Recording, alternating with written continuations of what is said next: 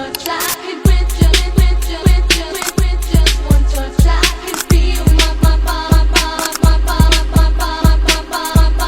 body giving. Halo, perkenalkan nama saya Vika Putri Widiansyah, NIM 859345267, Program Studi S1 Pendidikan Guru Sekolah Dasar Universitas Terbuka UPBJJ Kupang. Pada video ini, saya akan menjelaskan peran ontologi, epistemologi, dan aksiologi dalam membentuk dasar-dasar ilmu filsafat. Yang pertama ada ontologi atau apa yang dikaji. Jadi, ontologi merupakan cabang filsafat yang membahas tentang hakikat, realitas, atau apa yang menjadi objek kajian ilmu. Jadi menurut pemahaman saya, ontologi itu menjawab pertanyaan apa yang dipelajari oleh ilmu. Dalam konteks pengetahuan, ontologi itu berfokus pada objek material atau apa yang dikaji, misalnya manusia, alam, dan fenomena sosial. Yang kedua itu objek formal, sudut pandang dalam mengkaji objek tersebut. Contoh dalam kehidupan sehari-hari ini, dalam ilmu pendidikan, yang dikaji adalah manusia sebagai peserta didik beserta proses belajarnya. Jadi, ontologi ini menjadi dasar untuk menentukan ruang lingkup suatu ilmu dan membedakannya dari ilmu lain.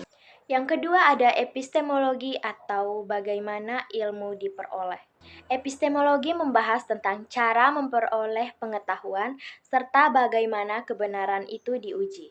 Epistemologi menjawab pertanyaan bagaimana kita mengetahui sesuatu itu benar. Yang kedua, penalaran logis. Dan yang ketiga, pengujian kebenaran atau verifikasi data dan validasi. Sebagai contoh, seorang peneliti itu tidak hanya berasumsi, tapi dia harus melakukan penelitian yang sistematis agar hasilnya itu dapat dipercaya. Dengan demikian, epistemologi memastikan bahwa ilmu yang dihasilkan itu bersifat rasional, sistematis, dan dapat dipertanggungjawabkan. Yang ketiga ada aksiologi atau nilai dan manfaat ilmu. Aksiologi berkaitan dengan nilai etika dan tujuan penggunaan ilmu pengetahuan. Aksiologi menjawab pertanyaan untuk apa ilmu digunakan. Dalam kehidupan sehari-hari, ilmu tidak hanya untuk diketahui, tetapi juga harus memberikan manfaat bagi manusia, digunakan secara etis, dan tidak merugikan orang lain.